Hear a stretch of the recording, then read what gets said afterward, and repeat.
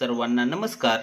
आज आपण इयत्ता 3री व 4थी साठी हा अपूर्णांकामधील चौथा घटक पाहणार आहोत। या घटकाचे नाव आहे समछेद अपूर्णांकांची बेरीज आणि वजाबाकी। तर या घटकामध्ये काय आहे तर यामध्ये समछेद अपूर्णांकाची बेरीज केली जाते किंवा वजाबाकी केली जाते। यामध्ये सर्वात महत्त्वाचा शब्द आहे समछेद। समछेद म्हणजे ज्याचा छेद समान आहे। अशा समान छेद असलेल्या अपूर्णांकाची बेरीज व वजाबाकी कशा पद्धतीने करायची ते आपण या ठिकाणी पाहणार आहोत। तुम्हाला या ठिकाणी एक उदाहरण दिलेले आहे। यामध्ये समछेद अपूर्णांक आहेत, आपण पाहिलेच होते। हा समछेद अपूर्णांक आहे आणि याची बेरीज बेरीज म्हणजे हे आपण ज्या पद्धतीने बेरीज करतो त्याच पद्धतीने, पण हे अपूर्णांकाचे आहे आणि याचा छेद समान आहे। जेव्हा समान छेद असतो तेव्हा बेरीज किंवा वजाबाकी या दोन्हीपैकी कोणतीही क्रिया असेल तर समान छेद असेल तो छेद फक्त एकदाच घ्यायचा आहे। जो छेद समान आहे तोच छेद घ्यायचा आहे आणि अंश जो आहे त्या अंशाची या ठिकाणी बेरीज करायची आहे। म्हणजे 3 + 5 8 होते। आणि जर वजाबाकी असेल आणि त्याचा जर समान छेद असेल तर समान छेद हा एकदाच घ्यायचा आहे, त्याची बेरीज किंवा वजाबाकी करायची नाही, तो जसाच्या तसा घ्यायचा आहे। आणि जो अंश आहे त्या अंशाची वजाबाकी करायची आहे। येथे वजा आहे म्हणून वजाबाकी, येथे अधिक आहे म्हणून बेरीज। तर येथे वजा आहे म्हणून आपण या ठिकाणी 7 मधून 3 गेले, त्याचे उत्तर 4 राहते। आणि जो छेद आहे तो छेद बेरीज आणि वजाबाकी दोन्ही मध्ये ही समान छेद असेल तर तो छेद एकदाच घ्यायचा असतो, त्याची बेरीज वजाबाकी कोणतीही क्रिया करायची नाही। तर चला हा घटक अधिक चांगल्या पद्धतीने उदाहरणांच्या सहाय्याने समजून घेऊ व अशा घटकावर कशा पद्धतीने प्रश्न येतात तेही आपण या ठिकाणी पाहणार आहोत। तर चला यासाठी आपण पहिले उदाहरण घेऊयात।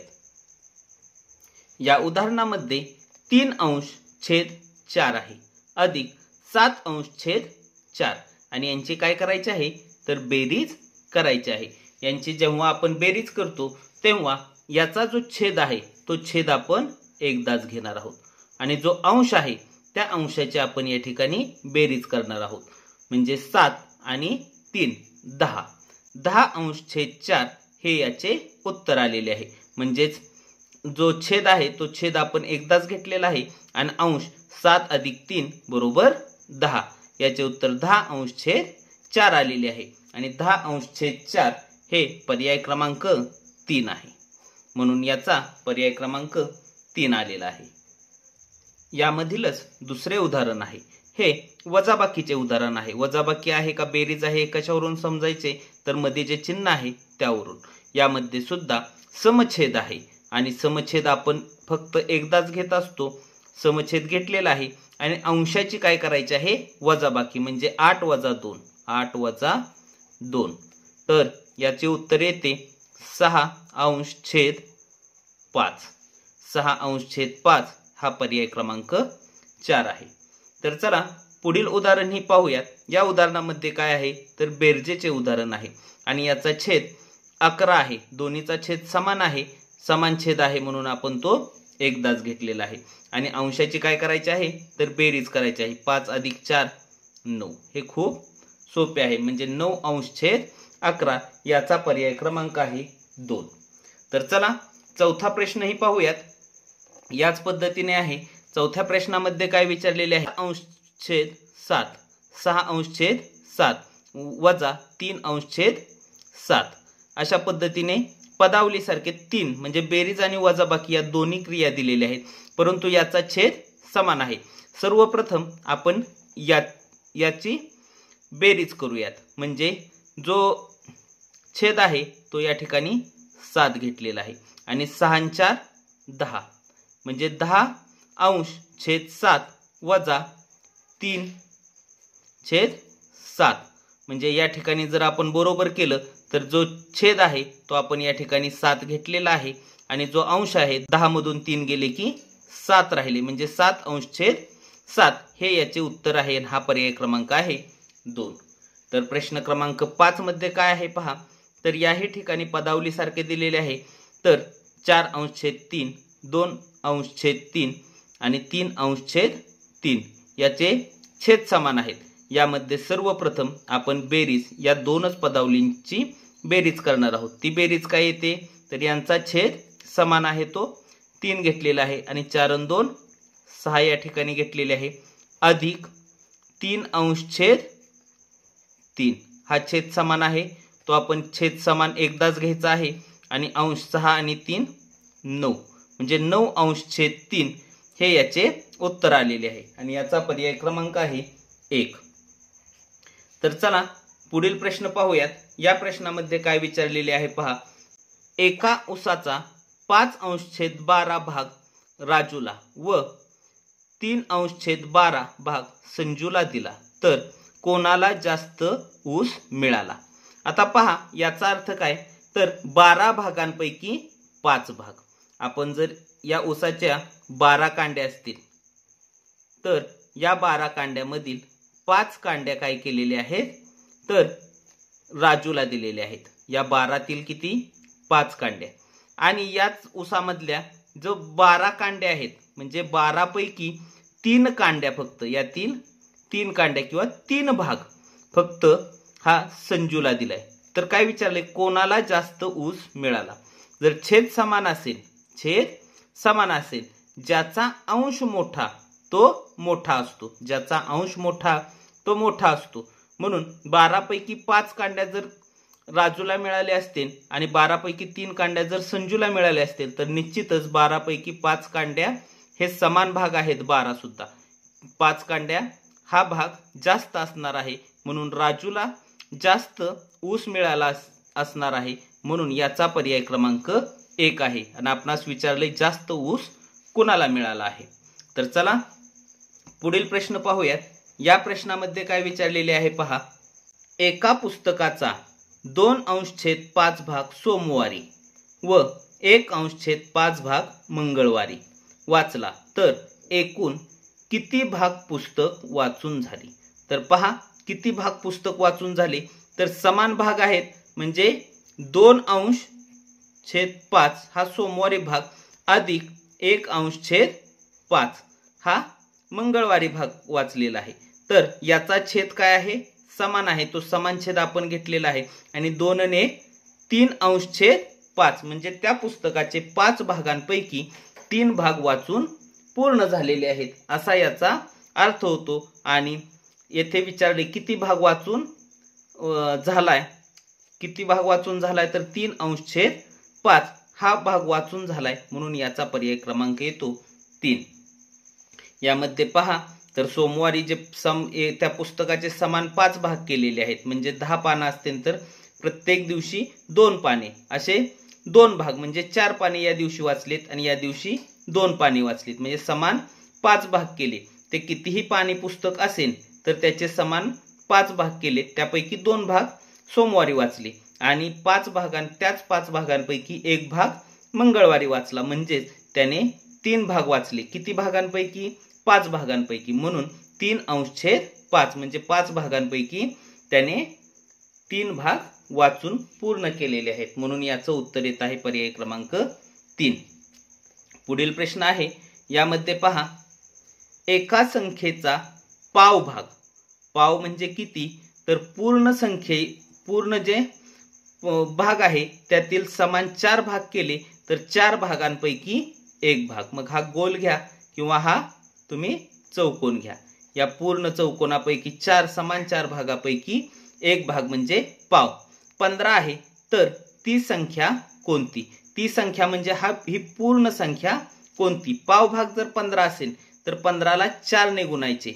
4 ने का तर हे 4 भाग आहेत त्यापैकी 1 भाग 15 आहे तर 15 चोक 60 म्हणजे पूर्ण संख्या 60 असणार आहे। पूर्ण संख्या 60 असणार आहे म्हणून याचा पर्याय क्रमांक येतो 2। यामध्ये पाव भाग जर 15 असेल तर हा 15 हा 15 15 आणि 15 30 15 त्रिक 45 आणि 15 चोक 60 या ठिकाणी पाव भाग 15 दिलाय म्हणून पूर्ण भाग हा 60 येतो कारण तो चौपट आहे। तर चला पुढील प्रश्न पाहू। या प्रश्नामध्ये काय विचारलेले आहे पहा। या ठिकाणी पूर्णांक युक्त अपूर्णांक दिलाय म्हणजे 3 पूर्ण 2 अंश छेद 5 अधिक 1 अंश छेद 5 बरोबर किती। तर हे 3 पूर्ण आहे ते आहे असंच आपण बाजूला घेतलं आणि यामध्ये 2/5 अधिक 1/5 म्हणजे 5 भागांपैकी 2 भाग आणि यापैकी 5 भागांपैकी 1 भाग. तर किती? हे 3 पूर्ण आहे ते आहे असंच ठेवले. तर हे 5 जे छेद आहे ते 5 आहे असं आपण घेतले कारण या दोन्हींचा छेद समान आहे आणि 2 अधिक 1 बरोबर 3 म्हणजे 3 पूर्ण भाग आणि 5 भागांपैकी 3 भाग असा अर्थ झाला.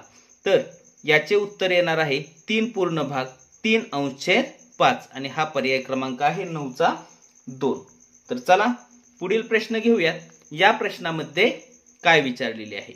आपण जर पाहत असताल तर येथे वजाबाकी आहे, छेद समान आहे, याचं उत्तरही या ठिकाणी दिले. फक्त आपणास चौकोनमध्ये कोणती संख्या येईल असे विचारले. तर याची वजाबाकी करायची. छेद समान आहे तो छेद समान घेतलाय.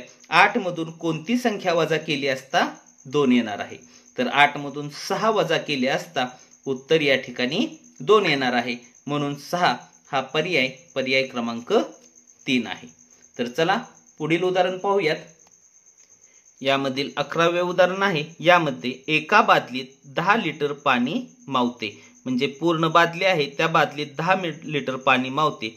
त्यात 7 लिटर पाणी भरले तर बादलीचा किती हिस्सा पाण्याने भरेल? तर पहा 10 हिस्सांपैकी 7 भाग भरलेले आहेत. पहा हा आपण अपूर्णांक कसा लिहितो? तर 10 पैकी 7 भाग हा पाण्याने भरलेला आहे आणि आपणास येथे बादलीचा किती हिस्सा पाण्याने भरलेला आहे? येथे 7 लिटर म्हणजे 10 लिटर पैकी 7 लिटर म्हणजे 10 भागांपैकी 7 भाग. हे दोन्ही पण लिटर मध्येच असल्यामुळे आपण 10 भागांपैकी 7 भाग आणि येथे विचारले किती पाण्याने भरलेला, येथेच सांगितले त्यात 7 लिटर पाणी म्हणजे 10 भागांपैकी भाग. म्हणून याचा पर्याय क्रमांक येणार आहे 3. 10 भागांपैकी पाण्याने भरलेला आहे. आपणास जर रिकामा विचारला असता तर रिकाम्याला सुद्धा आपण 10 भागांपैकी 7 लिटर पाणी भरले तर 3 लिटर अजून पाणी मोकळं आहे. म्हणून आपण या ठिकाणी 3 लिटर मोकळे म्हणजे रिकामा भाग हा 3/10 येणार आहे आणि भरलेला भाग हा 7/10 येणार आहे. तर चला पुढील प्रश्न पाहूयात. यामध्ये काय आहे? 7/3 म्हणजे 7/3 आणि 5/3 यांची बेरीज. पहा या ठिकाणी 5/3 यांची काय सांगितली? बेरीज सांगितली. आता हे आपण आहे अशीच जर बेरीज केली तर 3 आणि वर येणार आहे अंशाच्या ठिकाणी 12 म्हणजे समान छेद आपण एकदा घेतला आणि अंशाची बेरीज केली कारण यांचा समान छेद आहे. 7 आणि 5 12 म्हणजे 12/3 हे याचे उत्तर आहे आणि 12/3 हा पर्याय क्रमांक 1 आहे. तर चला पुढील प्रश्न पाहूयात. या प्रश्नात काय विचारलेले आहे? एका पाण्याचा हौद त्याच्या 10 समान भागांपैकी 4 भाग पाण्याने भरला. म्हणजे 10 समान भागांपैकी किती भरलेला आहे? 4 भाग पाण्याने भरला. तर तो किती भाग रिकामा राहील? आपण येथे ज्या पद्धतीने सांगितले त्याच पद्धतीने रिकामा 10 भागांपैकी 4 भरलाय तर रिकामा किती भाग आहे? 6 भाग. किती भागांपैकी? तर 10 भागांपैकी. हा काय आहे? रिकामा आणि हा भरलेला. आपणास काय विचारलेले आहे? तर रिकामा विचारलेले आहे. म्हणजे 6 भागांपैकी 10 भाग हा काय आहे? रिकामा आहे. म्हणून याचा पर्याय क्रमांक येणार आहे 3 आणि इथे विचारले किती भाग रिकामा आहे? हा भाग रिकामा आहे. तर चला प्रश्न क्रमांक 14 पाहू. यामध्ये काय विचारलेले आहे? खालील पर्यायातील योग्य बेरजेची जोडी कोणती? योग्य म्हणजे बरोबर. बेरजेची जोडी अ ब क ड पर्याय दिलेत याचा अर्थ यापैकी 1 2 3 किंवा 4 सुद्धा बरोबर. किती बरोबर आहेत ते पाहणे गरजेचे. हे याचे पर्याय नसून खाली याचे पर्याय आहेत हे लक्षात घ्यायचं. तर पहा यांची योग्य बेरजेची जोडी विचारली. 9 9 छेद 9 समान 9 आणि 5 अधिक 2 7 म्हणजे ही बेरीज योग्य आहे. येथे छेद 8 आहे बरोबर आहे आणि 11 आणि 4 15 येथे 7 आहे म्हणजे हे चुकीचं आहे. 15 आणि 15 30 या ठिकाणी घेतले तर 15 आणि 15 या ठिकाणी 15चे येणे अपेक्षित आहे म्हणून हे सुद्धा चुकीचे आहे. यांचा छेद समान आहे तो समान छेद घेतलेला आहे. 6 अधिक 2 8 हे सुद्धा बरोबर आहे, म्हणजे ड, अ आणि ड हे दोन बरोबर आहेत किंवा योग्य आहेत आणि अ आणि ड हे योग्य पर्याय क्रमांक 2 मध्ये आहेत. तर चला पुढील प्रश्न पाहू. यामध्ये 15व्या प्रश्नात काय विचारलेले आहे. 4/13 अधिक चौकोन छेद 13 बरोबर 11/13 सोबतच्या उदाहरणात चौकोनच्या जागी कोणता अंक येईल. आता छेद समान आहे, या ठिकाणी समान. येथे जर 11 उत्तर पाहिजे असेल आणि येथे जर 4 असेल, 4 अन किती 11, तर 4 अन 7 11 असते, म्हणजे 4 अधिक 7 बरोबर 11, म्हणजे चौकोनच्या ठिकाणी 7 येणे अपेक्षित आहे. आणि 7 हा पर्याय फक्त अ साठी आहे आणि अ साठी पर्याय अयोग्य हे फक्त अयोग्य हे पर्याय क्रमांक 1 मध्ये आहे, म्हणून आपला उत्तर येणार आहे पर्याय क्रमांक 1. तर चला शेवटचा प्रश्न हा तुमच्यासाठी असणार आहे. याचे उत्तर आपण कमेंट बॉक्समध्ये द्यायचे आहे. पहा या ठिकाणी काय विचारले. केशवरावांनी त्यांच्या 8 हेक्टर क्षेत्रातील 2 हेक्टर क्षेत्रात गहू पेरला व उरलेल्या क्षेत्रात ज्वारी पेरली, तर त्यांनी किती भागात ज्वारी पेरली. पहा प्रश्न व्यवस्थित पुन्हा एकदा पहा आणि त्यामध्ये ज्वारी विचारलेली आहे. काय विचारलेले आहे, ज्वारी किती क्षेत्रात पेरलेली आहे. यामध्ये पर्याय अ, ब, क आणि ड कोणते योग्य आहेत. त्यामध्ये पर्याय क्रमांक 1, 2, 3 आणि 4 दिलेले आहे. आपण याचा योग्य पर्याय कमेंट बॉक्समध्ये द्यायचा आहे. तुम्हाला जर माझा हा व्हिडिओ आवडला असेल तर नक्कीच लाईक करा, शेअर करा व अशाच पद्धतीच्या नवनवीन व्हिडिओंसाठी चॅनल सबस्क्राईब करायला विसरू नका. धन्यवाद.